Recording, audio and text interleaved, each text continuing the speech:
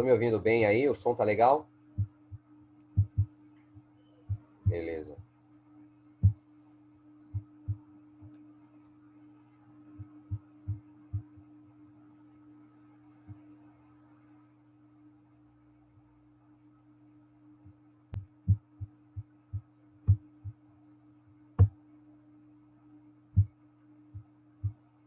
Ok. Tá aí, né? Estudo 36, fazendo frente à dissidência, né? Em relação aí à questão da Trindade. Trindade divina aí é o nosso estudo, né?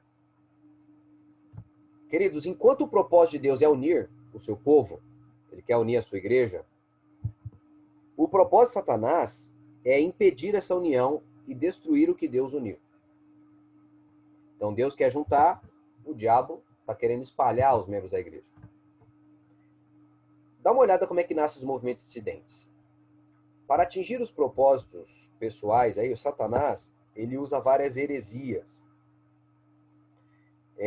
Uma delas é o ensino de que deprecia a divindade de Cristo ou a divindade e personalidade do Espírito Santo. Tudo para desacreditar a doutrina da Trindade e fazer o povo de Deus se desunir.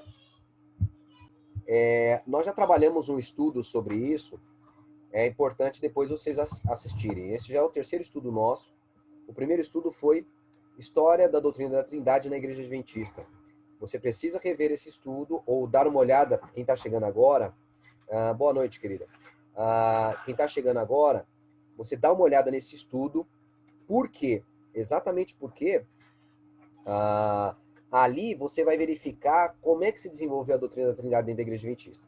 O dissidente, especialmente aqueles que se auto-intitulam adventistas históricos, eles dizem o seguinte: os pioneiros não acreditavam na Trindade, por isso a igreja apostatou e nós somos adventistas históricos. Então os caras querem voltar lá para o passado e coisa do tipo, né? O que eles não trabalham é a história da doutrina da Trindade, né? Então a história da doutrina da Trindade é que de fato tinha muitos líderes da igreja no passado que vieram da igreja Conexão Cristã, que não acreditavam na Trindade. Mas tinha muitos líderes trinitarianos que tinham vindo de igrejas como metodistas, batistas, que acreditavam na Trindade. Só que a influência majoritária era desses camaradas da Conexão Cristã. O Ray Smith, James White, né, o esposo de Ellen White, entre vários outros, os caras não acreditavam na Trindade. Só que com o passar do tempo eles foram mudando. Então há textos deles mostrando essas mudanças de pensamento deles. Essas mudanças elas são muito bem documentadas no livro A Trindade, tá? Tem Woodrow Wilson e tem mais são os 3 autores lá desse livro. Essa obra aí eles documentam direitinho, é importante você dar uma olhada nessa obra para você entender essa progressão do pensamento. Mas o nosso estudo aí, em 1h30, resume maiormente a ideia central do livro e dessas discussões, tá ok? Então o dissidente ele vai dizer isso. A igreja apostatou, nós mudamos e tudo mais, caímos numa heresia católica, nós somos do Satanás e tal, saia dessa Babilônia e tal. Então os caras vão dizer isso. Hoje nós vamos verificar se é verdade o que eles estão dizendo. E nós vamos enfrentar então os questionamentos dissidentes. Se você já ouviu algum, é o momento de você anotar no papel, e eu espero terminar rápido, né? Eu não sei se a gente vai conseguir, são 50 slides que a gente tem, não sei se a gente vai conseguir terminar rápido, mas se a gente conseguir terminar rápido, sobra o tempo para vocês fazerem perguntas. De repente a gente estende até às 10 da noite aí, sem problema nenhum, vocês mandando pergunta e a gente respondendo aí, tá bom? Então, bora lá para a gente prosseguir aí no raciocínio, tá? Satanás então vai atacar a divindade de Cristo e a divindade e personalidade do Espírito Santo. Vamos lá então. Nós vimos a semana passada como os dissidentes trabalham, os antitrinitarianos. Omissões propositais de texto. Então eles pegam um texto do Espírito de Profecia, cita metade do texto. Nós mostramos isso semana passada. Está no estudo anterior que está gravado já no canal. Escritura, fé e razão. Quem quer escritura com S mudo, né? Escritura, fé e razão. Está lá o estudo 34, 35 e esse o 36 está tratando desse temática aí, tá? Então o 34 vai mostrar isso, que eles pegam textos, tiram o texto do contexto e colocam só um pedaço do texto que convém. 2. Usam textos fora do contexto. Então pega um texto, mesmo que inteiro, mas tira ele ali, aquele parágrafo do contexto em que ele estava, para que ele dê um outro sentido. 3, não usam Bíblia só como norma. Eles usam os testemunhos do Espírito de profecia para criarem doutrina. Queridos, a própria escritora dos testemunhos diz, no grande conflito, Deus terá sobre a terra um povo que mantém a Bíblia só. Deus terá sobre a terra um povo que mantém a Bíblia só. Então entenda, ela ensina que Deus terá sobre a terra um povo que mantém a Bíblia só. Ou seja, as doutrinas da igreja adventista não devem ser pautadas nos testemunhos. Devem ser pautadas na Bíblia. O Espírito de profecia pode acompanhar, corroborar, ajudar a entender melhor aquilo que a Bíblia já respaldou. Não se faz doutrina com os testemunhos. Isso é um erro. As doutrinas são bíblicas. E aí, dos princípios bíblicos, a gente vai acrescentar talvez um pensador que falou, uns testemunhos, alguma coisa do gênero aí. Mas a Bíblia é que deve ser o pano de fundo de toda e cada doutrina. Na realidade, ela deve ser a base, o alicerce de cada doutrina. Antes de aceitar qualquer doutrina ou qualquer preceito, devemos pedir em seu apoio um claro assim do Senhor. Tem que estar na Bíblia. 4. O que eles fazem? Eles usam relatos não inspirados como normativos e chamam isso de adventismo histórico. Então eles pegam relatos de Uriah Smith, James White. Então pega o texto desses caras, na época que eles ainda acreditavam no antitrinitarianismo lá, e aí usam esses textos como dizendo que esse era o adventismo fundamental. Tá? Usam texto dizendo também que não podemos aceitar nova luz, né? Só as mensagens que Deus deu em 50 anos e tal, tirando o texto do contexto, quando ela está falando lá que ninguém pode mudar as 5 verdades presentes, né? Que é santuário, em conexão com os 2.300 dias, lei de Deus, justificação pela fé e estado dos mortos. E o quinto passo que eles fazem, eles dão interpretações diferentes do que o texto diz. Mais ou menos assim. Estamos falando da manga fruta. Aí o cara vai dizer assim, ó, ele comeu a manga. Ele vai dizer que não é a fruta, ele vai dizer que é a manga da blusa. Então ele pega e diz o que o texto não estava dizendo.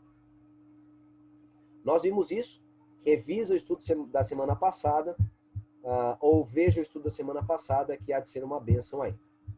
Vamos lá então progredir nos nossos pensamentos. Assim nós temos 2 visões, ok?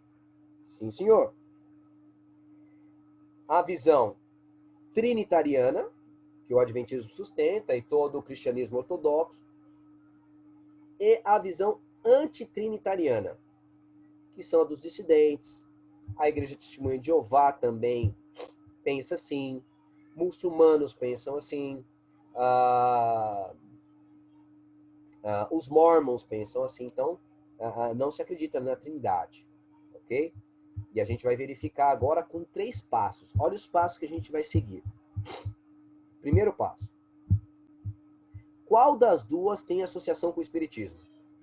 Trinitarianismo, crer na Trindade, ou antitrinitarianismo?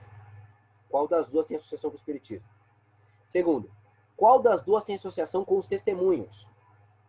Ou seja, qual das duas doutrinas o Espírito de profecia respalda? E terceiro, que é a parte principal, qual das duas tem associação com a Bíblia? A Bíblia respalda qual? É isso que a gente vai prosseguir aí, tá? Bora lá, então. Pensamento trinitarianista ou antitrinitarianista? Vamos lá, prosseguir. Espiritismo e a doutrina da Trindade, né? Não sei porque eu coloquei interrogação aí, tem nada a ver essa interrogação. Queridos, o Espiritismo crê no antitrinitarianismo. Então, a mensagem desses dissidentes tem íntima relação com o Espiritismo. Veja vocês mesmos com os textos. Longe de externar a ideia sacrílega. Que ideia sacrílega? De que era Deus, em todas as circunstâncias, Jesus fala do ser infinito como uma criatura deve falar do Criador. Dizendo que Jesus é criatura, e não de que ele era Deus. O Espiritismo chama isso de ideia sacrílega. Prosseguindo mais. Jesus Cristo não é Deus, é criatura do Pai, como todos nós. Tá aí, ó. São obras espíritas. Leon Denis, né? E o Juvanir Borges de Souza, que é o presidente da Federação Espírita, né? Da época. Todos acreditavam no Filho criado pelo Pai. Leon Denis aí, Cristianismo e Espiritismo, página 73. Ele, Jesus, é uma das criaturas, filho do Altíssimo, filho de Deus, e irmão dos homens, como qualquer espírito criado. João Batista Rustem, os 4 evangelhos, também citado na obra do presidente lá da Federação Espírita. Não admitimos o mistério da Santíssima Trindade, por achá-la absurdo e inexplicável. Lógico, eles querem trabalhar com racionalismo. E aí, então, a mente humana, o raciocínio humano é superior ao que as Sagradas Escrituras diz. Por isso é que o Espiritismo não crê na Trindade. E ele diz assim, este ensino monstruoso da Santíssima Trindade, negação da razão humana, não passa de uma construção, de um andaime arbitrário e fictício de deduções fantásticas. Revista Espírita Allan Kardec, edição 36. O dogma da Trindade não encontra o menor respaldo no seio da doutrina espírita. O Espiritismo é o consolador prometido. Olha o que é o Espírito Santo para eles. É o Espiritismo. Não cogitamos da personalidade do Espírito Santo, que entendemos ser não uma individualidade ou uma pessoa da Trindade. Assim, queridos, o antitrinitarianismo é uma doutrina espírita. É um pensamento espírita. Simples assim. Ah, sou antitrinitariano. Amigo, você está na associação íntima com o espiritismo, tá? Então abraça, beija o espiritismo, vai firme que você vai ver onde você vai dar. Vamos prosseguir aí. Então a primeira pergunta já respondemos. Satanás, ele tem a sua mola mestra, que é o espiritismo. Galera, eu já fui espírita, tá ok? Não somente, já participei de diversas religiões aí, servi Satanás antes de servir a Deus. A mola mestra Satanás, gente, é o espiritismo. E olha só a doutrina da mola mestra. Não creio na Trindade, não. Só você procurar para ver se eu estou falando besteira. Só estudar um pouco mais, tá? Embora eu não aconselharia ninguém nem abrir a capa de um livro espírita, né? Bora lá. Os testemunhos e a doutrina da Trindade. Também não sei porque eu coloquei essa interrogação. Essa interrogação ficou aí. Mas vamos verificar agora a relação dos testemunhos com a doutrina da Trindade. Será que tem alguma? Bora lá. Satanás é contra a Trindade. Olha lá o que diz o livro Grande Conflito.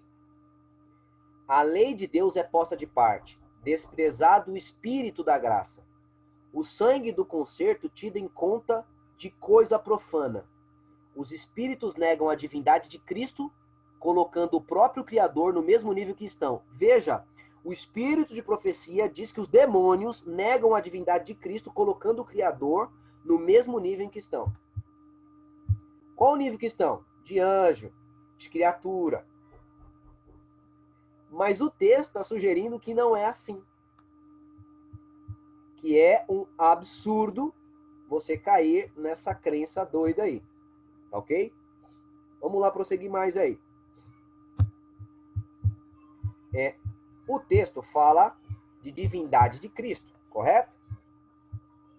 Colocando o próprio Criador no mesmo nível que estão. Então, Cristo é Criador, não está no nível da criatura. Mas eu quero saber o que é divindade. Vamos no dicionário. O dicionário diz o quê? Ente ou ser divino. Ou seja, é Deus, galera. Qualquer objeto de culto religioso, astros, que são adorados como Deus, deuses, elementos da natureza, que são adorados como Deus, isso na perspectiva panteística, né? Segundo uma perspectiva politeísta também. Então, politeístas são vários deuses. Queridos, divindade quer dizer Deus. Então, o que o texto está dizendo?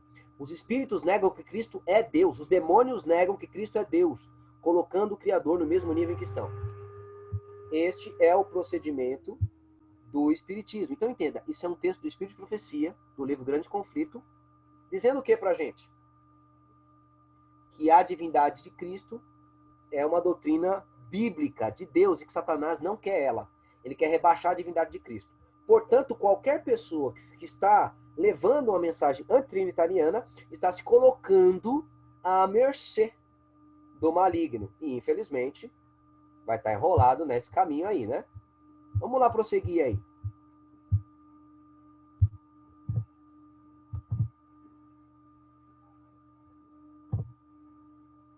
Olha esses textos aqui que maravilhosos. Tá pequenininho, mas é coisa boa.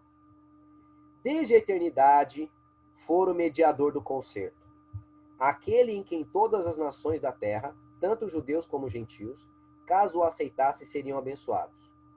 O Verbo estava com Deus, e o Verbo era Deus. Antes que os homens e os anjos fossem criados, o Verbo estava com Deus e era Deus. Querido, se Cristo fosse um anjo, ela não diria isso aqui, ó. Se tanto antes que os homens e anjos fossem criados, o Verbo estava com Deus, o Verbo era Deus. Então, esse verbo, a gente sabe que João 1, verso 14, que ela está comentando, é Cristo.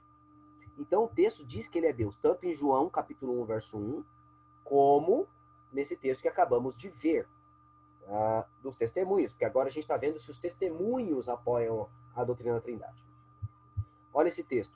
Ele, Jesus e o Pai são de uma substância, possuindo os mesmos atributos. Amigos, o que é atributos? Onisciência, onipotência, onipresença, eternidade. Cristo e o Pai possuem o mesmo. Peraí. Isso é um pensamento trinitariano, meu irmão. E a Bíblia apoia isso? Porque os caras falam, isso é os testemunhos. A Bíblia apoia isso? É lógico. Isaías 9, verso 6. Cristo é o Pai da eternidade. Gente, a eternidade é filha dela. Ele deu origem ao tempo. E se ele deu origem ao tempo, ele tem que estar fora do tempo. Deixa eu explicar esse negócio aqui para vocês que é muito importante. Muito importante. Vamos lá. Deixa eu criar aqui uma... acontece o seguinte aí. Vamos colocar esse PowerPoint aqui. Eu vou acrescentar aqui um slidezinho para a gente conversar aqui. Ó. Algumas pessoas até perguntam, né? Universo. Vou colocar aqui. Se Deus criou todas as coisas, quem criou a Deus? Este é um pensamento forte aí do ateísmo, mas a pergunta é boba, ok? A pergunta ela é oriunda da ignorância, tá? Por quê? O que é o universo? O universo para a ciência é matéria, espaço e tempo. Isso é o universo para a ciência moderna. O universo é matéria, espaço e tempo. Então, quando você pergunta quem criou todas as coisas, você está perguntando quem criou o universo. E se você está perguntando quem criou o universo, está perguntando quem criou a matéria, o espaço e o tempo. Ora, deixa eu olhar no rostinho de vocês aqui. Para se criar o tempo, teria que estar fora do tempo, né? É isso que a gente vai chegar. A gente vai chegar nesse raciocínio. Ora, já foi provado que o universo teve começo, tá? Antigamente a ciência acreditava que o universo era eterno, mas tiveram que mudar. Por que tiveram que mudar? Vamos lá nesse pensamento que eles tiveram que mudar. Quem apanhou ainda foi Einstein até. Einstein sustentava esse pensamento. Mas usaram até a própria teoria da relatividade de Einstein, mais os cálculos de Hubble, mais os cálculos de Lemaitre, e teve um outro camarada que eu esqueci, que fizeram, juntando com a teoria da relatividade de Einstein, que o universo teve começo. Einstein considerou isso até um dos maiores de seus erros aí, né? Então, o universo tem começo para a ciência. Agora, o que é o universo? O universo é espaço, tempo e matéria. Se a matéria teve princípio, ela começou a existir, quem vai dar origem à matéria não pode ser matéria. Por quê? Porque a matéria não existe, ele não vai dar origem à matéria, a matéria vai começar a existir. Então, se a matéria vai começar a existir, quem criou a matéria não pode ser matéria. Então, Deus não é matéria. A própria Bíblia diz, Deus é espírito. João 4, né? Vamos pegar mais.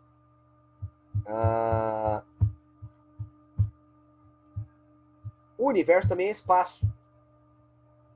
Agora, o espaço não existia.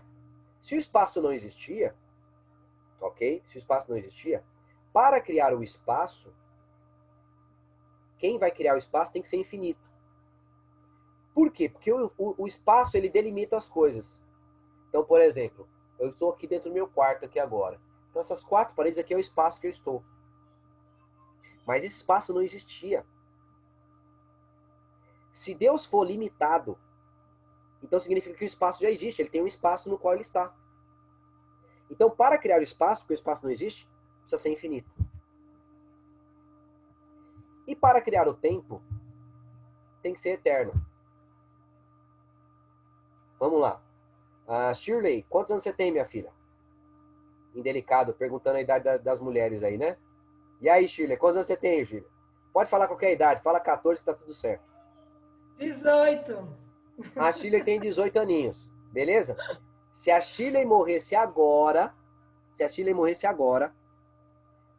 qual seria o tempo de vida da Shirley? Qual teria sido o tempo de vida da Shirley?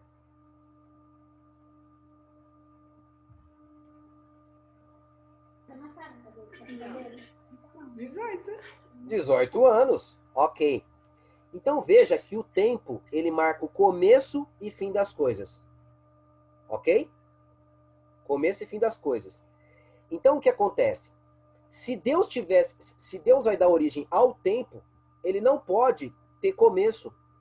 Porque entenda, se ele tiver começo, significa que ele está dentro do tempo. Mas o próprio Einstein mostra que o tempo existe só com o espaço. Não existe espaço sem tempo. Então, para existir o tempo, precisa existir o espaço, mas o espaço não existia, o espaço passou a existir. Então, o espaço só existe dentro do tempo. Deus estando fora do tempo, obviamente ele tem que ser eterno. Então, queridos, quando você diz que Cristo cria o universo, quando Cristo é o Criador, você vai ter que afirmar o seguinte, que ele é espírito, porque ele não pode ser matéria, ele é infinito, porque ele não é cerceado por nenhum espaço, e ele tem que ser eterno. Então, Cristo ser criador é ele ser isso. E essas são características de Deus. Vamos lá prosseguir, continuando lendo os textos aqui dos testemunhos, porque só lemos um texto até agora. Vamos lá prosseguir mais, porque tem um bocado. Eu coloquei umas 6 páginas aí, mais ou menos, de texto. Olha esse texto aqui. Cristo era Deus em essência, e no sentido mais elevado. Ele era um com Deus desde a eternidade. Deus sobre todos, bendito para todo sempre. Isso aqui, ela usa até uma expressão de Paulo, né? Em Romanos 9:5. The Singer of the Times. Jeová é o nome dado a Cristo. E pela Sagrada Escritura, a gente sabe que esse é o nome aplicado ao Pai. Foi Cristo quem, entre os trovões e fogo, proclamou a lei sobre o monte Sinai. Olha que coisa tremenda. Outro texto. O mundo foi feito por ele, e sem ele nada do que foi feito se fez. Esse texto é demais. Se Cristo fez todas as coisas, como a Bíblia diz, existiu ele antes de todas as coisas. Ou seja, ele não foi criado. Se ele criou todas as coisas, ele não foi criado. As palavras faladas com respeito a isso são tão positivas que ninguém precisa deixar-se ficar em dúvida. Cristo era essencialmente, e no mais alto sentido, Deus. Gente, ele era essencialmente, em essência ele é Deus, e no mais alto sentido ele é Deus. Estava com Deus desde toda a eternidade, ou seja, não houve um tempo que ele não estivesse com o Pai. Deus sobre todos, bendito para todos sempre. O Senhor Jesus Cristo, o divino Filho de Deus, existiu desde a eternidade, como pessoa distinta, mas um com o Pai. Era ele a excelente glória do céu, era o comandante dos seres celestes, e a homenagem e a adoração dos anjos era por ele recebida como de direito. Ele era adorado pelos anjos. Isso está em harmonia com a Bíblia. O próprio Pai diz sobre o Filho que todos os anjos de Deus o adorem. Hebreus 1, verso 5, verso 4 ou verso 5, ou 6, sei lá. Isto não era usurpação em relação a Deus, ou seja, era por direito ser adorado, porque é Deus. Só Deus deve ser adorado. Ele próprio diz, tanto no Antigo Testamento como no Novo, para Satanás. Ao Senhor teu Deus adorarás e só a eles darás culto. Só Deus pode ser adorado. Olha o texto. A humanidade do Filho de Deus é tudo para nós. É a corrente de ouro que liga a nossa alma com Cristo e por meio de Cristo a Deus. Isso deve constituir o nosso estudo. Cristo foi um homem real, deu prova de sua humildade, tornando-se homem.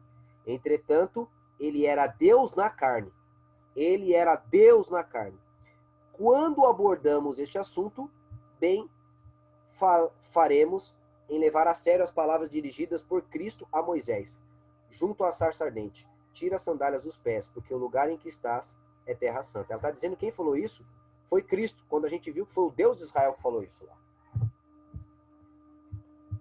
The Sign of the Times. Falando da sua preexistência, Cristo conduz a mente através de séculos incontáveis. Séculos incontáveis, que não se pode contar, é impossível contar. Porque sempre existiu. Afirma-nos que nunca houve tempo em que ele não estivesse em íntima comunhão com o eterno Deus. Nunca houve um tempo que ele não estivesse com o Pai. Então não teve começo. Aquele cuja voz os judeus estavam então ouvindo estivera com Deus como alguém que vivera sempre com ele. O texto é de Special Testimonies, né? O Filho é toda a plenitude da divindade manifestada. A palavra de Deus declara que ele é expressa em mais de sua pessoa, o Filho. Deus amou o mundo de tal maneira que deu seu Filho, o Pai e o Filho aqui agora, para que todo aquele que nele crê não pereça, mas tenha vida eterna.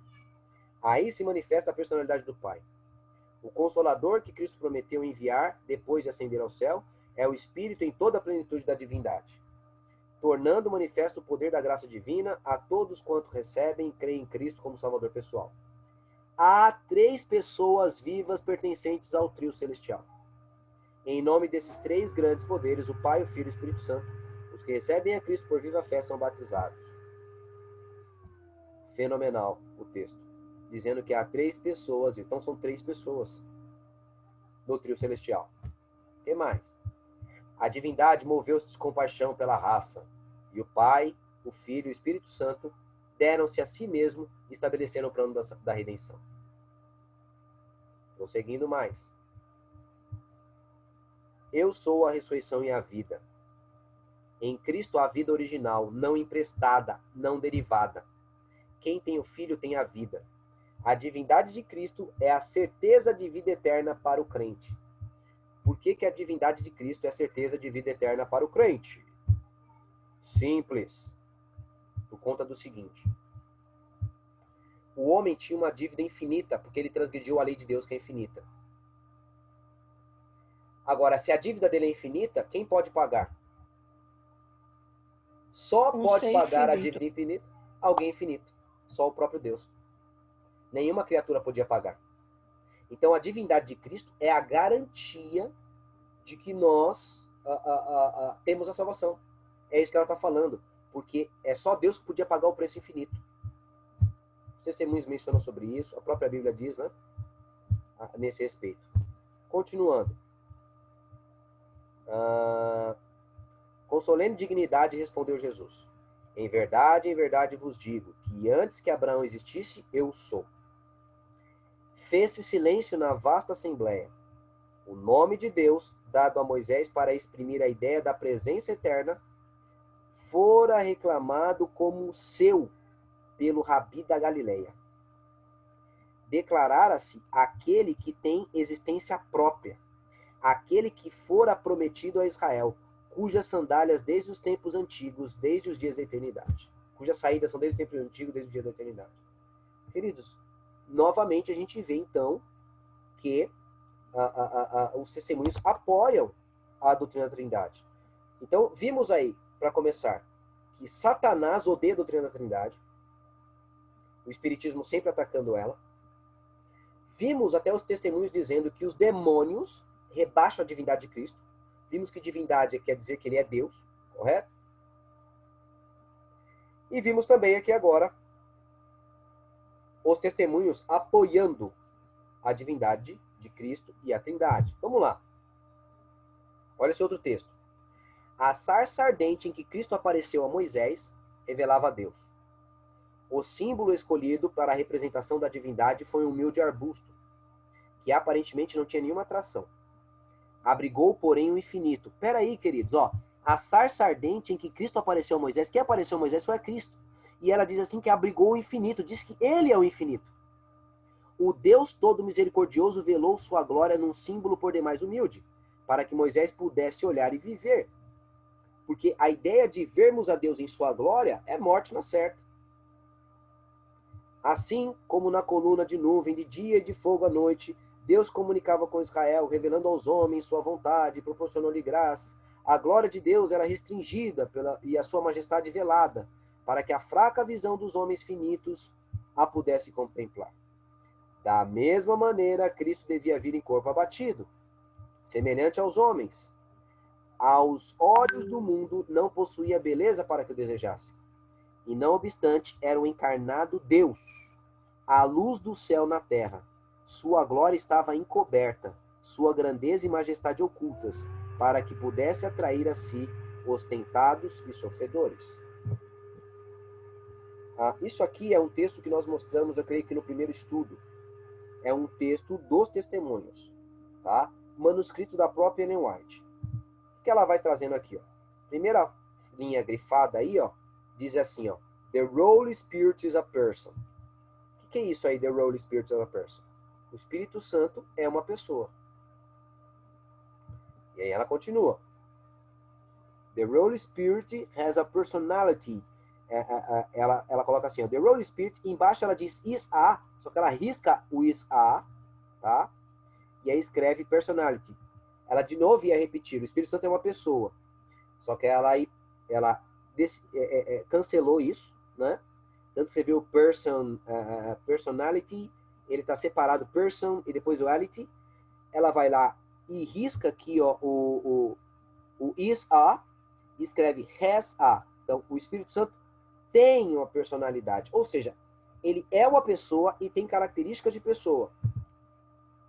The Holy Spirit has a personality. O Espírito Santo tem uma personalidade. É assim que está o texto, tá? Até com os grifos dela e tudo mais. E aqui ela diz assim: The most also be a divine person. O que é isso aí? He most also be a divine person. Ele foi traduzido no desejado, no evangelismo, como assim, ó, ele deve ser uma pessoa divina. E de fato, o must é traduzido por deve, tá? Ele pode ser traduzido por deve. Só que é o seguinte, o must no inglês, ele tem mais sentido de deve, mais sentido de obrigatório. É como quando eu digo assim para você, assim: você deve assistir essa palestra até o final. Você deve... Então, é que você tem obrigação. Estou dizendo que você tem obrigação. Não é um deve de dúvida, aquele negócio e tal. Quando é um conselho, aí sim.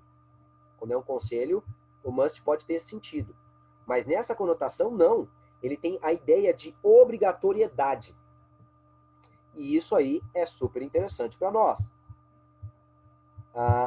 Vamos entender aqui mais ou menos como é que fica o texto. O texto, então, não deveria ser ele deve ser uma pessoa divina. É certo que ele também é uma pessoa divina, porque must tem o sentido de obrigatoriedade. Também ser uma pessoa divina, porque ele trabalha com o nosso espírito e tudo mais, você vai verificar o texto lá. Então, queridos, é muito interessante. Outra coisa que é interessante é um comportamento dela diferente dos camaradas que eram antitrinitarianos, tá? Os antitrinitarianos, que era o esposo dela, o Ryan Smith, coisa do tipo, isso antes, né, que os camaradas depois mudaram o pensamento deles, passando a ter um pensamento trinitariano. Olha só que coisa interessante. Ela usa para o Espírito Santo o pronome he. Tá vendo aqui, ó? The Holy Spirit is a person, for he, pois ele, he. O que é he, galera? He é um subject pronoun. O que é subject pronoun? É o pronome no inglês que faz papel de sujeito. É o nosso ele, o pronome pessoal do caso reto, ele. E ele é diferente do it. It, ele é usado para coisas, mais assim, animais, coisa do tipo. E o he, mais para pessoas mesmo. Os antitrinitarianos aí, do adventismo, nos seus primórdios, eles, para atacarem a ideia do Espírito Santo como pessoa, eles colocavam it, porque it quer dizer coisas. Então não colocava o Espírito Santo como se fosse algo de Deus, e não exatamente uma pessoa. Mas ela faz diferente. Ao invés dela colocar it, ela coloca he, ou seja, um pronome pessoal masculino. E é o mesmo pronome pessoal masculino também usado no grego, quando Jesus vai falar, ele, o Espírito Santo, vos dará testemunho. Então, ele usa o pronome grego ali no masculino e não no neutro. No grego tem neutro também. Poderia ter usado neutro, mas ele usou masculino, né? Então, esses detalhes aí são importantes aí. E a gente verifica, então, queridos, que os testemunhos são trinitarianos, oposto ao espiritismo. Então já vimos aqui 2 passos, que a gente ia seguir 3 passos, né? O primeiro era, o que Satanás acha do antitrinitarianismo? Aí pegamos vários textos de Satanás, do espiritismo, mostrando que Satanás odeia esse negócio da trindade. E um texto ainda do grande conflito, em que Ellen White diz que os demônios, né, os demônios, que ela chama de espírito ali naquele contexto, né?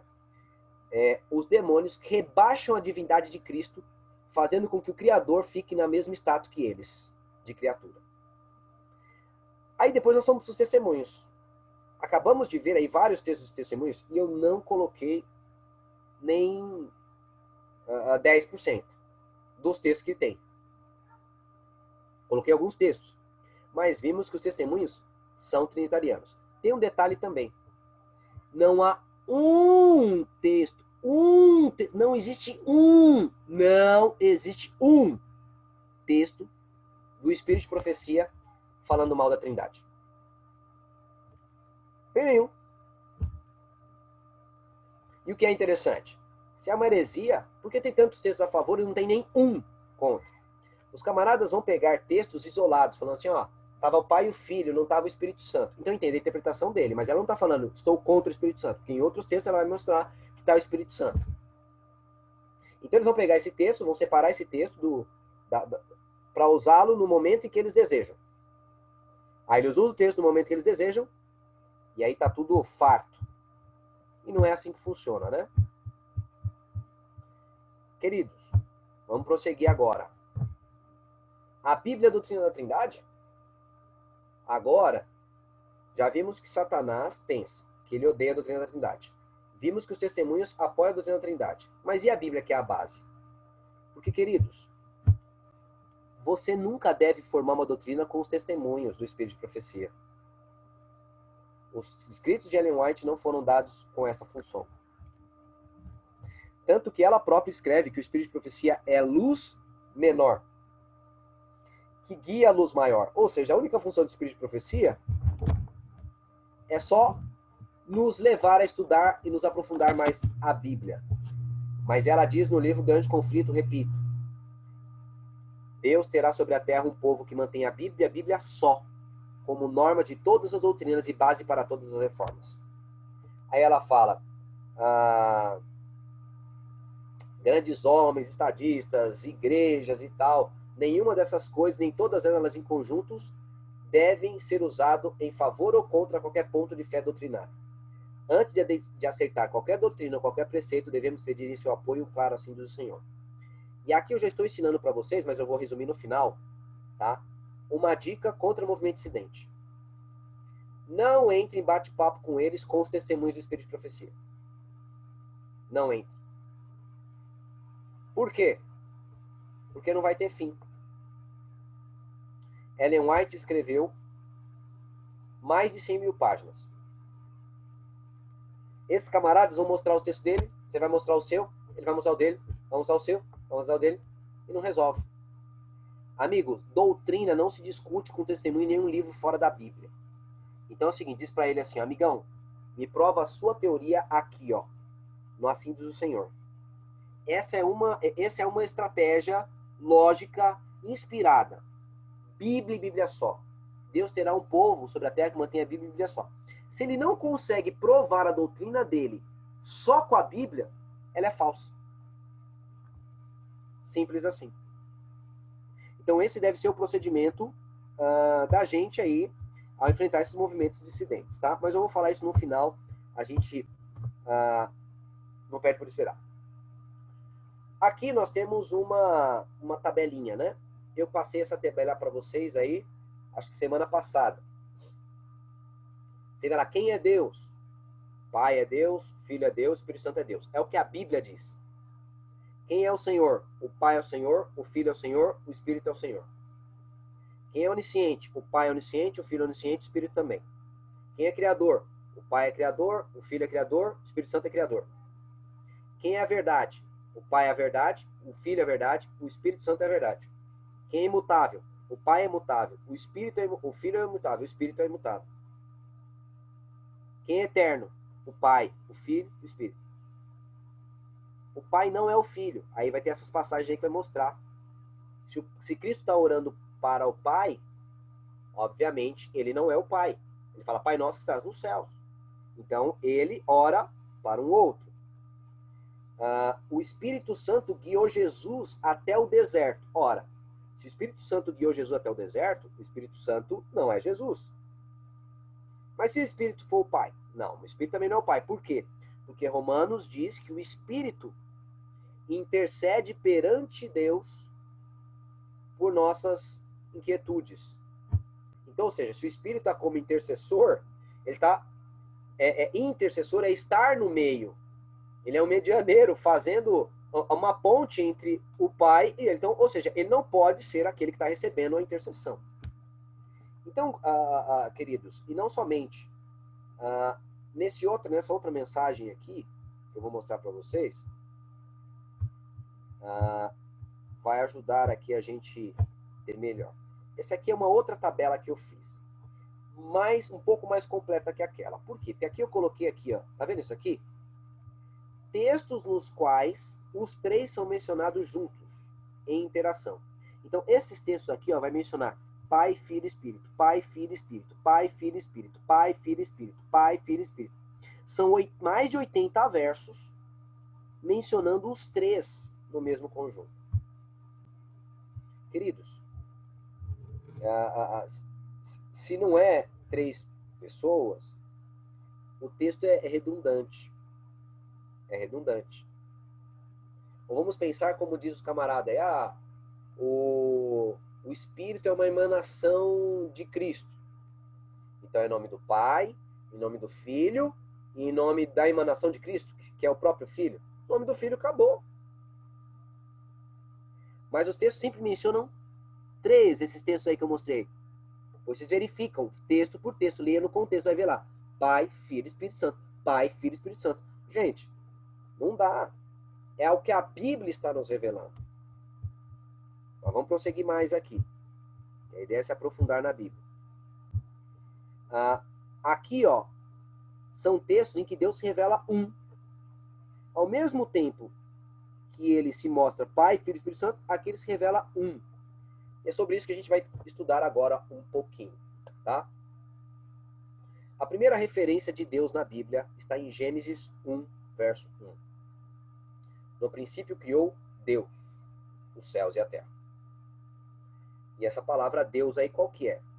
É a palavra Elohim, ok? É essa palavra aqui hebraica. Elohim. Escreve da direita para a esquerda, né? Então, Elohim.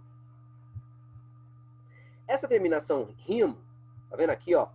YM aqui, ó. Y e M aqui, tá vendo? O Yod e o Men. Men final. Então, essa terminação aqui é a terminação do plural do substantivo hebreu. Então a palavra aqui, Deus, na realidade, é a palavra deuses. Pois é. Se você não sabia, a tradução literal dessa palavra é deuses. Agora, estranho, por que a Bíblia, ao invés de usar a palavra El, está no singular, né? Eloá, né? Ou, né? Deus no singular, por que ela usa a palavra no plural, Elohim? Poderíamos traduzir como Deus. Agora, por que não é traduzido como deuses? Olha só que coisa interessante. Por causa do verbo que acompanha. Toda vez que é o Deus Israel, ele acompanha verbos, mormente, verbos no singular. Alguém pode pensar então nós temos 3 deuses? Não é assim, galera. Dá uma olhada, ó. Não se deve pensar que se trata de deuses. Às vezes, o hebreu emprega o dual ou o plural. Deixa eu explicar o que é o dual. No hebraico, tem 3 números: singular, dual e plural. Singular é um só. Dual são 2, é um plural com 2 pessoas. E tem o plural, que é um monte. Às vezes o hebreu ele usa o plural ou o dual para falar de coisas grandes. Vamos dar um exemplo aqui para vocês, ó. Aqui nós temos Shamaim. Shamaim, tá vendo? Terminando com Yod e Men. Shamaim, né? Embora que é o dual. Shamaim é céus. Mas o céu tem o quê? 2 compartimentos? Não. Céus são mais de um céu? Não. Quando ele aponta lá para os céus, é que é muito, possivelmente, muito grande. Por isso que eles chamam, utilizando essa terminação in. Você vai ver a mesma coisa com as águas. Fala Ramaim. Ramaim também tem esse final.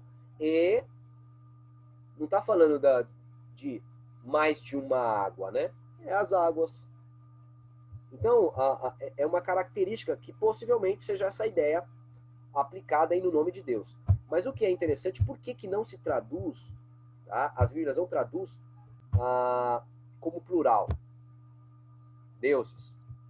Vamos lá, então. Elohim é plural, mas o verbo criar, que é o verbo bará, ele está no singular. Tá aí, ó. Tá? Então, ó, neste caso, quando se refere ao Deus de Israel, não vai traduzir como deuses. Quando se refere a uma pessoa, quando se refere a deuses pagãos e coisa do tipo, aí traduz como deuses. Mas quando é o Deus de Israel, não. Pois ele usa normalmente verbos no singular. O nome está no plural, Elohim, o nome que eu digo, o substantivo, né? Que na realidade é um pronome de tratamento, Deus, né? Então, o pronome de tratamento Deus está no singular, está no plural, quer dizer, mas o verbo no plural. Por isso é que quando se refere ao Deus de Israel, ele se traduz como Deus e não deuses. E assim vai se repetir na Bíblia toda vez que aparece Elohim, tá? Logo, Elohim criou, ou seja, Deus fez tudo sozinho, diz a Escritura. E este plural, com verbos no singular, porque ele não usa o verbo no plural como se mais de uma pessoa tivesse feito. É como se fosse uma pessoa só tivesse feito, usando no singular. Em outros textos de Deus, evidenciando a sua pluriunidade. Tá? Então, o que eu estou sugerindo aqui, um conceito. Pluriunidade divina. Então, no nome, ele apresenta como plural. Mas aí o verbo vai para ação, põe no singular. Você vai ver isso aparecendo muito na Bíblia. Vamos continuar para a gente prosseguir aí e entender melhor esses aspectos. O exegeta Abraham Ibn Ezra atribuiu aqui a ideia de plural majestático, como aplicado aos reis vastamente da Idade Média, tipo Vossa Majestade. Era um rei só, mas falava Vossa Majestade. Queridos, embora ele falou isso, tá ok? Tá no comentário ali da Torá, que eu trouxe aqui para vocês. Isso é uma furada, porque é o seguinte: há, pelo menos de distância, 3.000 anos desse comportamento de plural majestático e o que acontece em Hebreus. Lá não tem plural majestático, eles não usam isso. Ou seja, é muito posterior o conceito. mas o cara quer aplicar aí. E aí não faz sentido. Vamos verificar por que não faz sentido e qual é a ideia bíblica aí. Gênesis 1, 26 e 27. Nós temos a mesma palavra Elohim, só que os verbos agora estão no plural. Façamos o homem à nossa imagem, conforme a nossa semelhança. Ok.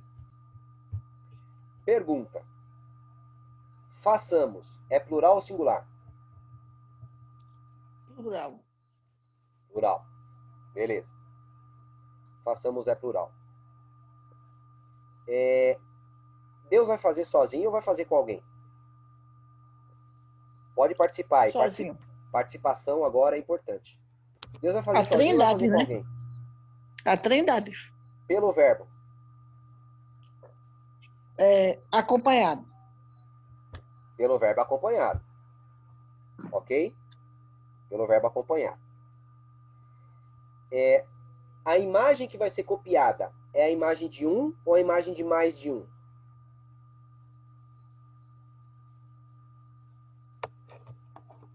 Façamos homens mais de um. Mais de um. A nossa imagem é a imagem minha e sua, pelo menos. Então entenda, ó. Gênesis 1, 26 mostra uma pluralidade que mais de um vai criar e que vai ser feita a imagem de mais de um. Até aí tudo bem? Firmes? Agora, galera, dá uma olhada no verso 27. Ó que loucura. Dá uma olhada no verso 27.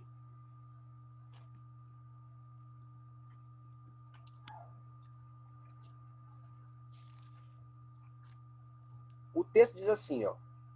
Assim, Deus criou Elohim Bará, lembra lá? Elohim Bará. Deus criou o homem à sua imagem. A imagem de Deus o criou, macho e fêmea.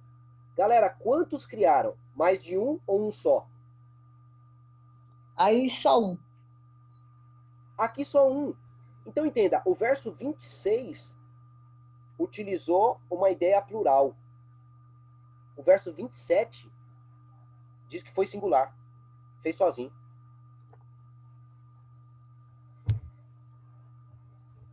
O trinitarianismo vai começar, é só você ir lá para o Novo Testamento e ver lá, no princípio era o verbo estava com Deus e o verbo era Deus.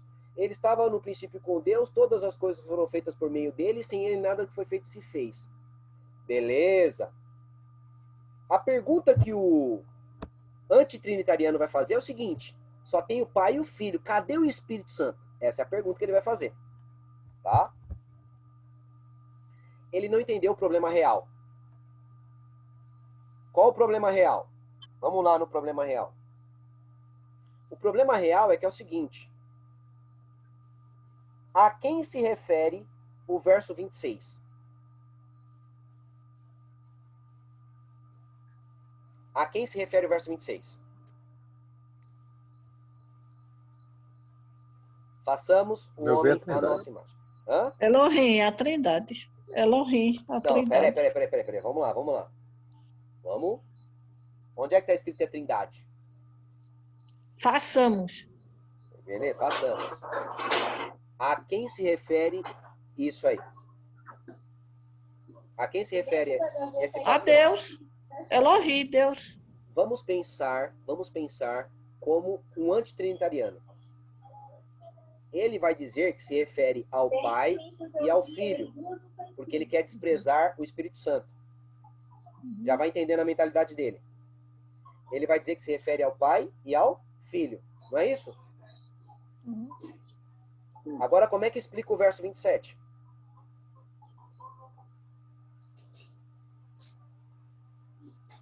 Porque o verso 27 não traz a pluralidade. O verso 27 não traz a pluralidade. O verso 27 traz unidade só. Diz que foi um só que criou. E ele não fez a imagem de mais de um, não. Ele fez a imagem dele. Queridos, quando você for conversar com um antitrinitariano, nessa passagem, a pergunta que você deve fazer para ele e fazer ele enfatizar é assim: Deus estava sozinho ou estava acompanhado? O que você acha que ele vai responder? Sozinho. Acompanhado. Ele vai dizer que Deus estava sozinho? Não, o antitrinitariano não vai dizer isso. Acompanhado. É por causa de João 1, verso 1. Estava com o filho, né? Isso, ele vai dizer que estava com o filho, porque o intuito é desprezar o Espírito Santo. Esse é o intuito. Então, ele estava com o filho, ok?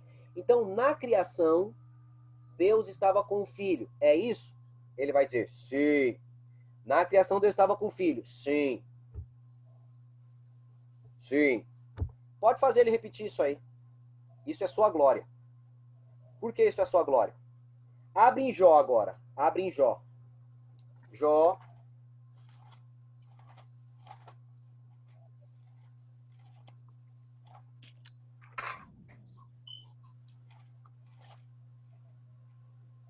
Jó 9, verso 8. Pode ler algum de vocês aí. Jó 9, verso 8. Quem sozinho estende os céus e anda sobre os altos do mar. Peraí. Diz que quando Deus estendeu os céus, ele estava com quem? Sobre os céus Só. e anda Ele estava com quem? sozinho. Sozinho. Sozinho. Peraí, mas quando foi que Deus estendeu os céus? Não foi na criação? Sim. Mas, galera, o texto está dizendo que ele estava sozinho quando ele fez isso.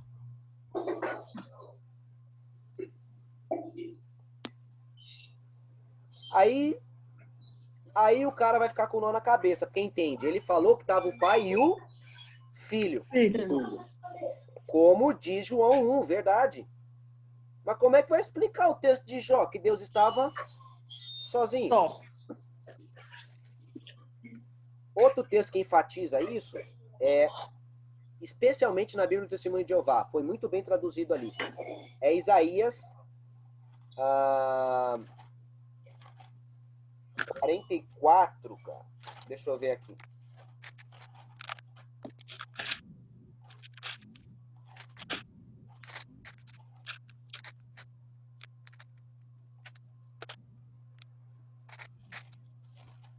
Quarenta e quatro, 24. Isaías 44, 24. Olha o que diz o texto, ó. Isaías 44, 24. Assim diz o Senhor, o teu Redentor, que te formou desde o ventre. Eu sou o Senhor, que faço todas as coisas, que estendo os céus e espraio a terra por mim mesmo. Queridos, a expressão usada diz que ele fez sozinho. Aqui na Bíblia Na Testemunho de versão- Jeová, na Bíblia Testemunho de Jeová ainda diz assim, ó. Quem estava comigo?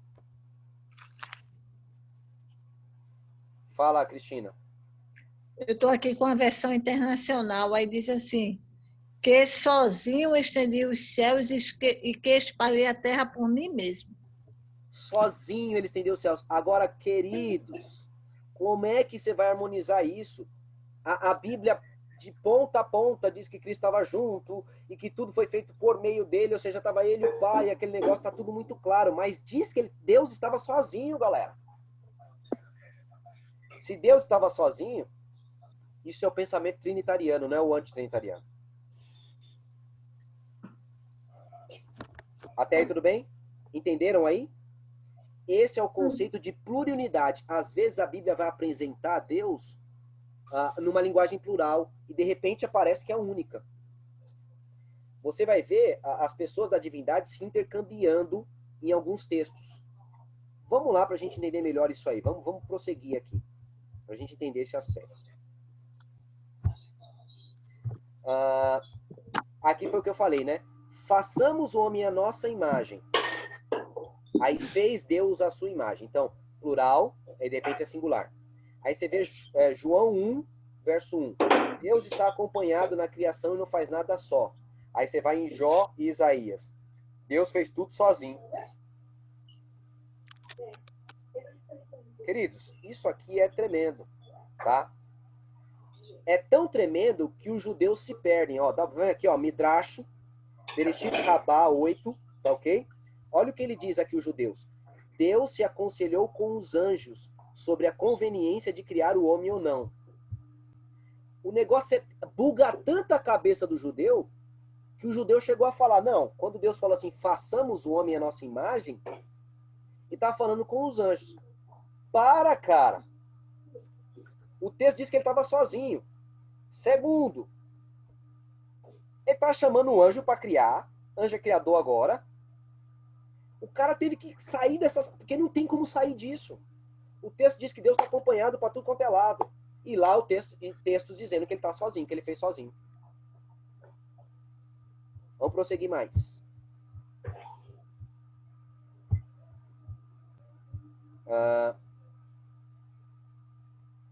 Vamos lá. Olha esses textos aqui, ó. Sozinho, acompanhado e os dois. Você percebe que eu não estou entrando no Espírito Santo? Percebe? Tá percebendo? Aham, percebi. E isso também é estratégia que vocês vão ter que aprender. Por quê? Porque eles atacam o Espírito Santo para destruir a Trindade. Ok? Porque eles acham que é paganismo e que só temos um só Deus. Em outras palavras, eles vão ter que desprezar Cristo como Deus também. Porque entenda, se Cristo for Deus tanto quanto Pai, nós temos dois deuses então, pelo conceito que eles estão apresentando. Se eu for seguir esse conceito deles que eles estão apresentando, temos dois deuses, estamos no mesmo erro, estamos no mesmo barco. O problema é que nós temos três e você tem dois deuses. Então a ideia deles é sempre cair para o monarquianismo, que é só o pai é Deus, aquele negócio, né? E que o filho ou é um deusinho, ou uma essência, ou é Deus porque o pai o exaltou a função e agora ele virou Deus, enfim. É um monte de coisa que os caras inventam para poder embrulhar essa ideia aí. Então como é que você arrebenta isso? Primeiro, você trabalha só com Cristo, porque Cristo é o centro. O próprio Espírito de Profecia diz que Cristo é a verdade em torno da qual todas as outras verdades devem orbitar. Então você começa com Cristo. Por quê? Porque ele só ataca a Trindade porque ele não conhece a Cristo. Quando ele começar a entender que Cristo é Deus, que Cristo é eterno, que Cristo é Criador, que sempre existiu, que ele é o mesmo ontem, hoje, será para tudo sempre, que ele é o Pai da eternidade. Quando ele entender que Cristo é Deus, e aí ele vai querer aplicar o conceito dentro do pensamento dele, aí ele dança. Ele dança. Porque ele não vai conseguir harmonizar. E aí fica mais fácil agora para ele ver as passagens do Espírito Santo, porque o Espírito Santo tem menos passagem. Tem menos passagem porque é menos Deus, que é menos pessoa? Não. Porque a função do Espírito Santo não é falar de si mesmo. O próprio Cristo falou, quando vier o Espírito da verdade, não falar de si mesmo. A função do Espírito é apontar para o Pai e para o Filho. Então, continuamente está se escondendo. Tem poucas passagens do Espírito Santo. Então, você sempre trabalhe com Cristo. Depois que rebentou a cabeça dele na questão de Cristo, você entra no Espírito. Porque, entenda, o cara falou, onde entra um, entra dois também. Aí acabou. Onde entra dois, entra três. Então, aí o cara desiste dessa ideia, né? Se for uma pessoa sincera, obviamente. Prosseguindo. Difícil quando é orgulhoso. Tem muito orgulhoso. Nesse campo, orgulho é o que não falta. Vamos lá, ó. Gênesis 1, 26. Né? Vamos ver aqui, ó. Deus está acompanhado. João 1, verso 1 a 3. Ele está acompanhado e tem dois. Tem o pai e o filho lá. Jó 9, 8. Deus está sozinho. No mesmo evento. Estamos falando da criação. Deus na criação. Gênesis 1, 27. Deus está sozinho. Ele fez sozinho. Fez a imagem de um só. Hebreus 1, 10. Fez sozinho. Cristo fez sozinho. O céu. Isaías 44, 24. Deus fez sozinho. E aí, galera? Você está entendendo que o mesmo contexto está apresentando, algumas passagens apresentam que Deus está sozinho e outras que apresenta ele plural? É porque é o seguinte, Quando tem Pai, Filho e Espírito Santo, Deus está sozinho. Deus está sozinho. O nosso Deus é Pai, é Filho e Espírito Santo. É três deuses? Não, ele diz que ele é um. Os verbos que são utilizados estão no singular. Quando apresenta uma pluralidade ou outra, mas sempre exige a singularidade. O próprio pensamento hebreu tem esse. O Shema, né? Shema, Israel, Adonai Eloheinu, Adonai Echad. Que é, ouve Israel, o Senhor nosso Deus é o Senhor único. O que é interessante é que existem duas palavras para único no hebraico. Errad e Ahid. Errad, ele pode ser um só, ou pode ser uma unidade composta. Por exemplo, uma família, entendeu? Uma família, uma unidade composta. Então ele pode ser as duas coisas. Um só, ou pode ser um plurálico. Mas Yahid é só um exclusivo, um só, um único. Por que Moisés, então, não escolheu colocar a palavra Yahid, que não deixa dúvida que é um, e colocou Errad, que abre espaço para um ou para uma unidade plurálica? Ele escolheu exatamente a palavra. Será que ele não conhecia a língua? Óbvio que conhecia. Mas será que ele tinha alguma lição para ensinar para a gente nesse caminho? Muito provavelmente que sim. Teofanias. O que é teofanias? Teofanias são as manifestações de Deus. Já te dou a palavra. São as manifestações de Deus ao seu povo, aos seres humanos. Pode falar, Wesley. Não, eu só queria que tu desse uma repetidazinha nessa parte que você falou aí, dizendo assim, quando é o plural, né, eles são dois, nessa parte, tipo, acompanhado. E quando fala único, está incluindo o Espírito Santo, ou seja, a unidade dos três. Vamos lá. Não, eu nem estou entrando no Espírito Santo. O meu propósito é só provar que Cristo é Deus no sentido mais alto. Por quê? Se eu provar que Cristo é Deus no sentido mais alto, como diz os testemunhos que a gente leu aí, Cristo é Deus no sentido mais elevado, ela te mencionou isso. Quando eu provar isso, biblicamente, o cara que ataca a Trindade já vai ficar amarrado, porque ele ataca a Trindade dizendo que ele que serve o Deus único. Ele é monoteísta. Só que se eu provar que Cristo é Deus Todo-Poderoso, amigão, vai ficar dois, é o Pai e o Filho, como Deus cabeções, os dois. Então o cara vai cair no mesmo erro. E aí ele vai ficar com o ouvido aberto agora para o ouvido do Espírito Santo, porque agora o cara não tem ouvido aberto para o ouvido do Espírito Santo.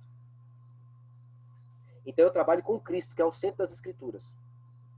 Quando ele compreender que ele não conhece Cristo, aí então ele se torna aberto para conhecer o Espírito Santo. Por isso eu não quero nem falar do Espírito Santo, só quero mostrar a divindade de Cristo. Até agora, só Cristo. Tanto é que coloquei dois ali, beleza? Vamos lá explicar então essa ideia. Deixa eu colocar no PowerPoint, talvez fique mais claro, tá? Vamos colocar aqui um PowerPoint aqui, pronto. Ué, não foi? Peraí. Trindade nos testemunhos? Não, tá aqui parado aqui. Peraí, vamos lá. Nós estamos parados aqui, né? É isso que nós estamos parados. Teofanias. Vamos colocar aqui. Duas palavras. Yahid e Errad.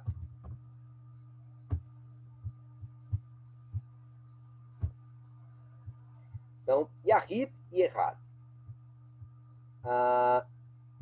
Essa palavra aqui, ó.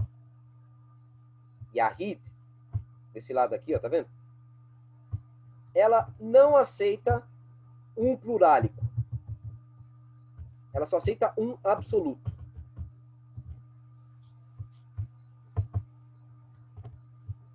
Tá ok? Até aí tá entendendo, Wesley? Certíssimo, certíssimo. Beleza. Errad aceita os dois. Um absoluto e um plurálico. Um cacho de uva, uma família. Quando Deus fala para Adão e Eva, ambos serão uma só carne, ele usa errado. É uma unidade composta. São um, mas tem duas pessoas, uma unidade composta. Quando Moisés escreve o texto dele, ele escreve assim, ó. Ouve, Israel. O Senhor nosso Deus é o único Senhor. Ora, Moisés sabe que tem uma palavra no hebraico, Yahid, para um absoluto. E tem a outra que deixa em dúvida.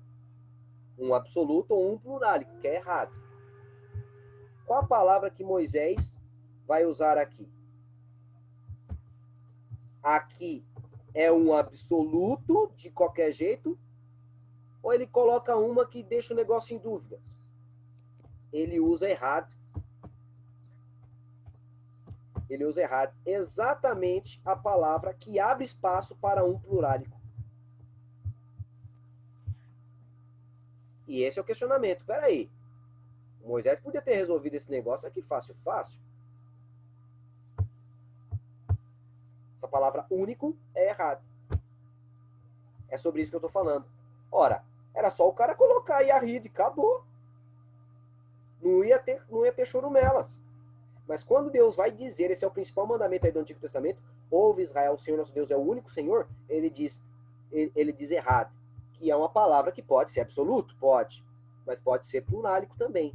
E o que é interessante, até o que vimos agora é plurálico. Por quê? Elohim no plural, verbos no singular. Aí apresenta texto dizendo que ele está no plural, e de repente, em outras passagens mencionando o mesmo contexto, diz que ele estava sozinho. Na criação, estava o pai e o filho, estava para tudo quanto é lado, mas diz que ele está sozinho também. É a Bíblia que diz que ele estava sozinho. Agora, a doutrina da Trindade abre espaço para isso. Porque quando o Pai, Filho e Espírito Santo estão juntos, Deus está sozinho. Agora, a crença monárquica de que Deus é o Pai, e o Filho e o Espírito é ou uma emanação, ou um anjo, uma criatura, não casa, não faz sentido. Vamos progredir mais aí. Acho que deu para entender, né? Que o Wesley caiu, na internet dele tá ruimzinha aí. Ele vê o vídeo gravado depois. Vamos prosseguir mais. Então, teofanias são manifestações de Deus. Deus faz manifestações aí aos seres humanos, tá ok? Isso que é teofania.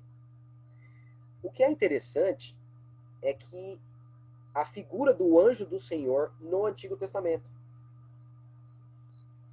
Êxodo capítulo 3, verso 2. Abre aí. Êxodo 3, verso 2. Abre e leia. Êxodo 3, verso 2.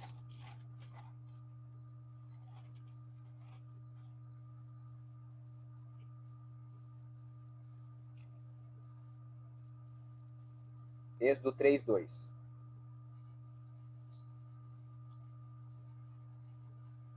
Para ler alto, pastor. Leia aí, querida.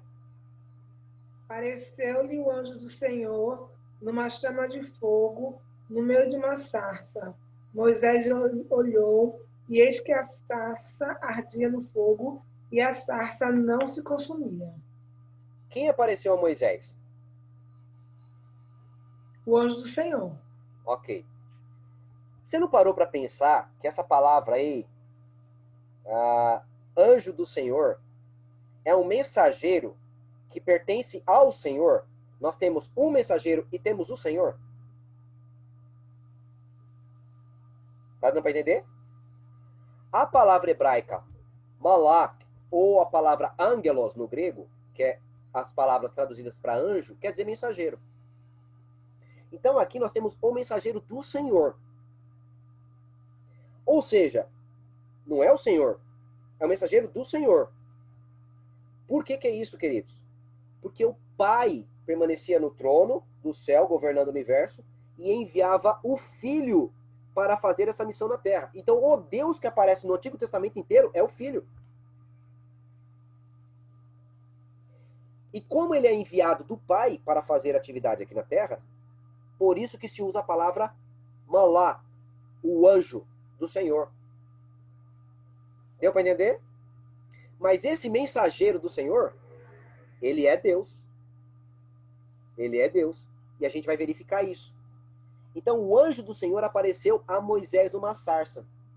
Aí, gente, dá uma olhada lá. Verso 4. Vendo o Senhor que se virava para ver, bradou ele no meio da sarça. Quem estava no meio da sarça? Deus estava no meio da sarça. Mas diz ali, no verso 2, que era o anjo do Senhor, no verso 4 diz que era o próprio Senhor. Wesley? Pois não? Tá ouvindo? Fala, Wesley. Eu tive essa mesma impressão que você falou aí, quando aplica-se ao Espírito do Senhor.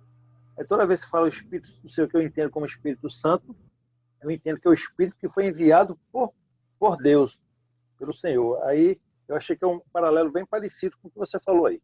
Muito bem.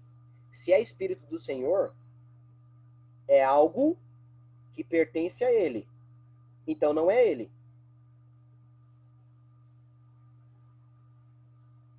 Perfeito, perfeito. Deu para entender? Então entenda, o anjo do Senhor é um outro.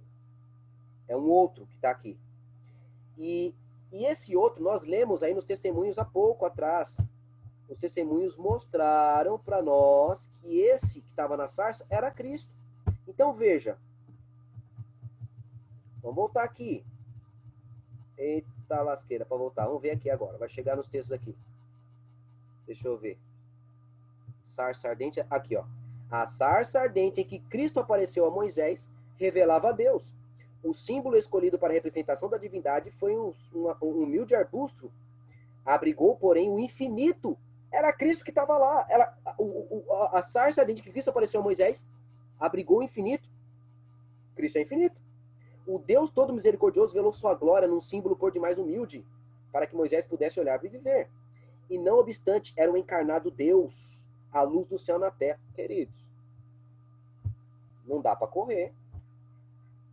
A adventista não dá para correr, né? Por causa dos testemunhos. Agora, na Bíblia, você vai considerar com o cara aqui. Quem é esse anjo do Senhor? Vamos continuar vendo aqui o anjo do Senhor, porque o anjo do Senhor tem coisa boa para nós aqui. A gente vê aqui, tem coisa muito boa do anjo do Senhor. Deixa eu só tirar aqui uma apresentação para colocar nesse aqui. Pronto, vamos lá. Então, é muito interessante esse aspecto aí. O anjo do Senhor, ali em Moisés, em Gênesis 3, vai dizer que é Deus. Mas vamos continuar. De repente foi um mal entendido. Estava o anjo do Senhor e o Senhor. Vamos pensar. Gênesis 32, verso 24 a 30. Abre lá, em Gênesis 32, verso 24 a 30. Oxi, derruba como? Descobri isso ontem, quando ela ficou lá no... Olha o áudio aberto aí.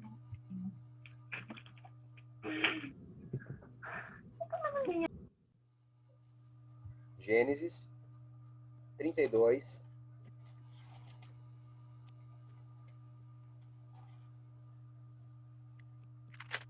Verso 24 a 30.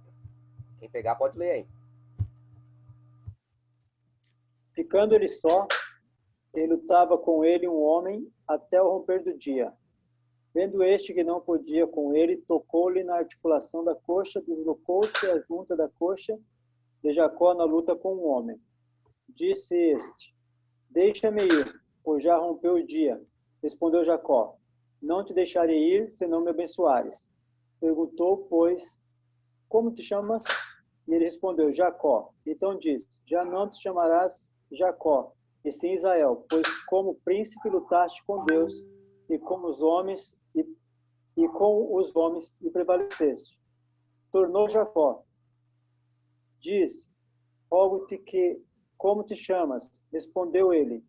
Por que pergunta pelo meu nome? E o abençoou ali. Aquele lugar chamou Jacó Peniel, pois disse, vi a Deus face a face e a minha vida foi salva. Quem Jacó viu? Deus. A Deus Um face a anjo. face.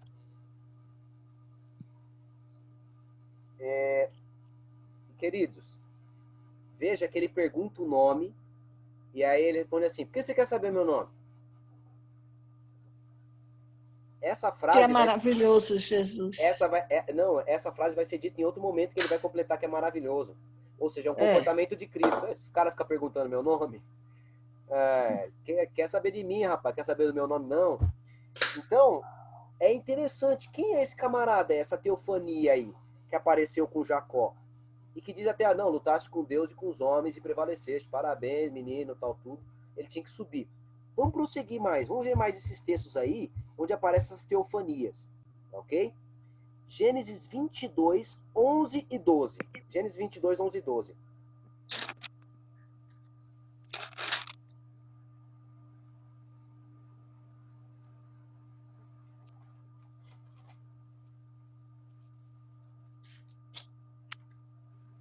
Pode ler? Não, peraí, um momentinho só. Primeiro leia o verso 1 e 2. Pode ler o verso 1 e 2. Depois dessas coisas, pôs Deus a Abraão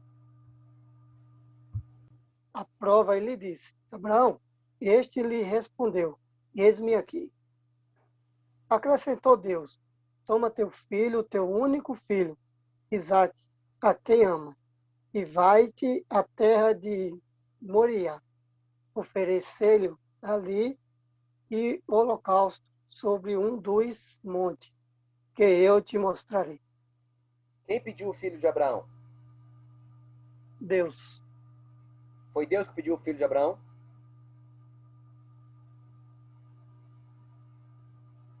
Vocês estão certos disso, gente? Estão certos? Se estão certos, dão um ok assim. O anjo do Senhor. Beleza. Dá uma olhada no verso 11 e verso 12. Para quem que Abraão estava oferecendo o filho? O anjo do Senhor. Mas do céu lhe bradou o anjo do Senhor. Abraão, Abraão. Ele respondeu, eis-me aqui. Então lhe disse, não estendas a mão sobre o rapaz, e nada lhe faças, pois agora sei que temes a Deus, porquanto não me negas o filho, o teu único filho. O anjo fala, não me negaste o teu único filho. Não me negaste. Pronome pessoal oblíquo da primeira pessoa do singular. Não me negaste. O filho estava sendo oferecido para o anjo do Senhor? A Deus. Pois é. Mas com essa fala do anjo, É, o anjo está se colocando como Deus. E a gente sabe que o anjo do Senhor é Cristo. É Jesus. Mas vamos lá, vamos prosseguindo, que a gente só está crescendo nesse conhecimento. Só com esse verso eu já estaria satisfeito. Glória a Éder. Deus. Mas vamos ver, meu irmão, que a coisa é mais bonita ainda. Pode falar, meu irmão. É interessante que ele faz um jogo de palavras. Em um momento ele fala Deus e falou Deus. De repente o anjo. Em outro momento o anjo apareceu. De repente, e Deus disse. Ele faz um jogo de palavras, né?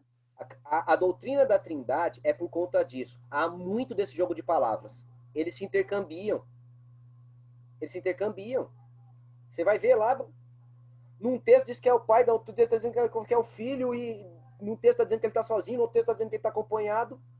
Então, entenda, a conclusão única, cara, não dá. Deus é assim. Como explica? Não sei como explica, mas que é assim, é. Eu não sei quem é Deus, eu apenas repito o que ele diz de si mesmo. Simples assim. Vamos prosseguir, ele tem é mais. interessante. Fala. Ed, é interessante que ele aqui ele menciona, né? E ele sei que temes a Deus, né? O anjo menciona direto a Deus. Sim. E não me negaste o teu único filho. Mas peraí, o anjo está falando para si, pô. Aí o Abraão podia falar, mas eu não ofereci para você. Não, não é isso. Era Deus que falou com ele. Ó, tem outro texto, Números 22, verso 32. Números 22, 32. Enquanto chega lá, enquanto chega lá, é interessante porque sempre esse anjo do Senhor é com A maiúsculo, né? Sempre tem tem essa questão, se a gente quisesse apelar também para esse lado, né? Eu sei, ó, é assim, ó, mas a gente nunca vai, não segue por aí, o Wesley. Por quê? O hebraico não tem maiúsculo e minúsculo, e foi escrito em hebraico. Então, Perfeito, matou. Quem traduziu para o português é que usou essa regra da língua portuguesa e, baseado nas suas crenças, ele colocou assim, tá ok? Mas não precisava selo, tá? Mas que assim, bateu com a nossa cultura linguística, bateu, né? Sim.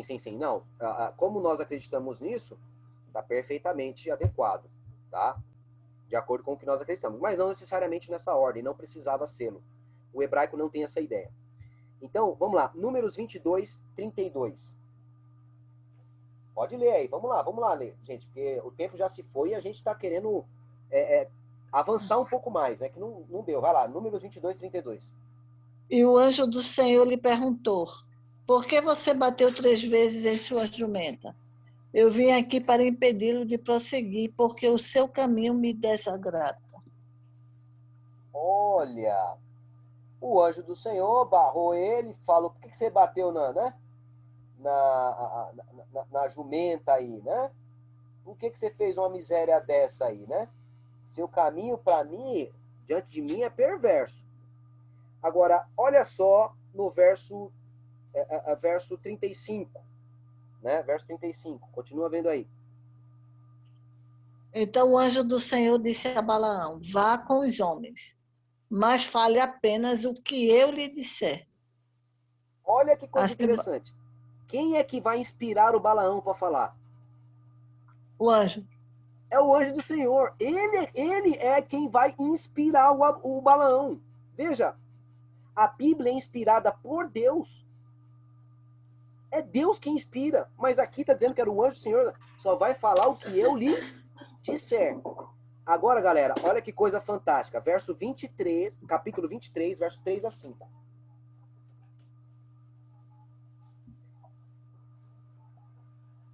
Três a 5. Capítulo 23, verso 3 a 5. E Balaão disse a Balaque: fica aqui junto ao seu holocausto enquanto eu me retiro.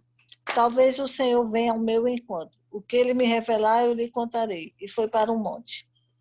Deus o encontrou e Balaão disse: preparei 7 altares, e em cada altar ofereci um novilho e um carneiro.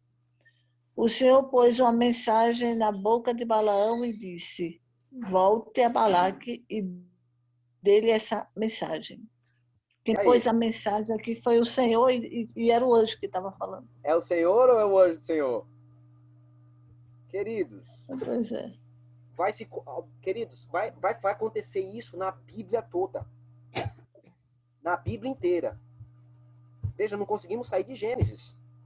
Estamos aqui, quer dizer, do Pentateuco, né? Vamos ver mais aqui, ó. Manoá. Só vou ver só os anjos do Senhor. Quando mudar para outro tema, a gente já para, tá ok? Juízes 13, 21 e 22. Juízes 13, verso 21 e 22.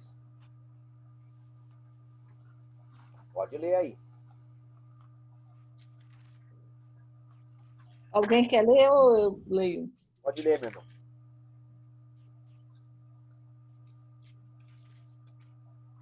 Vinte e 22, né? Uhum. Como o anjo do Senhor não voltou a manifestar-se a Manoá e a sua mulher, Manoá percebeu que era o anjo do Senhor. Sem dúvida vamos morrer, disse ele à mulher, pois vimos a Deus. Olha que coisa interessante. Deus, o anjo do Senhor. Muito interessante. Maravilha. Outra coisa que é interessante é assim, ó. No verso 11, o anjo fala em terceira pessoa, né? No verso 11, ele diz assim, 13 e 11. Então Manuel levantou-se, né? Seguiu.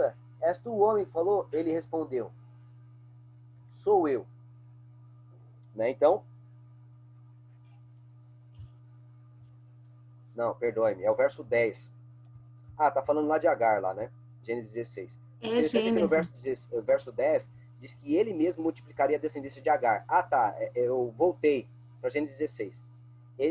O anjo multiplicaria a descendência de Agar, no verso 10. Né? E aí, no verso 11, ele fala em terceira pessoa, já não fala que é ele. Ou seja, há um Senhor que não é ele mesmo, quanto pessoa, mas Deus o Pai que o enviou. Ele fala assim, o Senhor me enviou, ou seja, ele está sendo enviado por alguém. Aí ele fala com Agar que o anjo do Senhor era quem multiplicaria a descendência. Aí no verso 13 diz que era o próprio Senhor que multiplicaria a descendência dela. Então, você vai ver essa teofania também. Tá?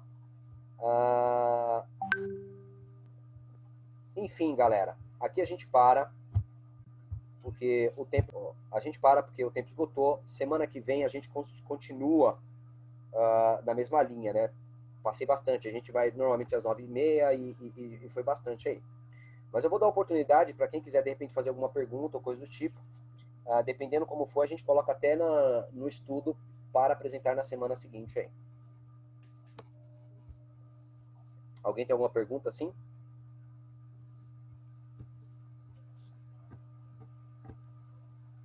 Então você vai seguir nessa linha, né? E depois vai acrescentar o Espírito Santo, né? Para finalizar. Exatamente. É assim, ó. Perfeito. É assim, eu já vou falar hoje o resumo, que eu disse que ia falar o resumo no final, de como lidar com o dissidente na questão de trindade. Então, eu vou passar agora e semana que vem eu renovo essas orientações, tá? Porque são as orientações que vocês precisam seguir, como lidar com esses movimentos dissidentes que não creem na trindade, tá? Então, vamos lá. Deixa eu ver em que slides nós paramos aqui, ó. Eita, aqui nós paramos, deixa eu ver aqui, no slide 38, tem mais uns 20 para frente aí. E aí eu vou direto já, 20 não, tem menos, 17. Deixa eu só mostrar aqui para vocês quais são. Pode falar, Cristina.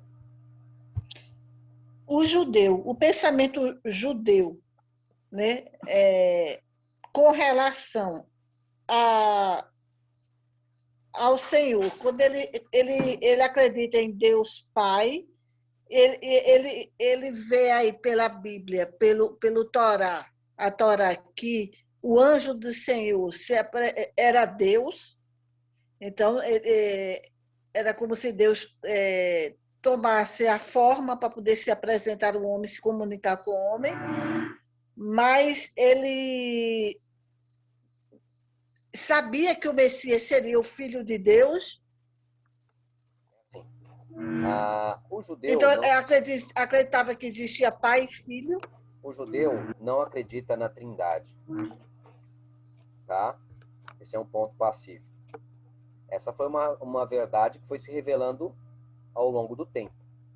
Então, o judeu, ele não crê assim. Então, mas o judeu percebe que tem um monte de coisa estranha. E ele tenta dar as respostas. Então, por exemplo, lá em Gênesis, quando Deus diz, façamos o homem nosso em imagem e semelhança, amarra o cara. O que eles falam? Deus estava se consultando com os anjos. Então ele chuta uma resposta para que fique respondida, mas ele não resolveu o caso. Só piorou o caso, porque você vai ter que entender que os anjos são criadores. E Deus se consultando. Imagina Deus fazendo consulta. E aí, o que você acha? Eu vou fazer a humanidade? O que vocês acham aí, galera? Hein, anjo?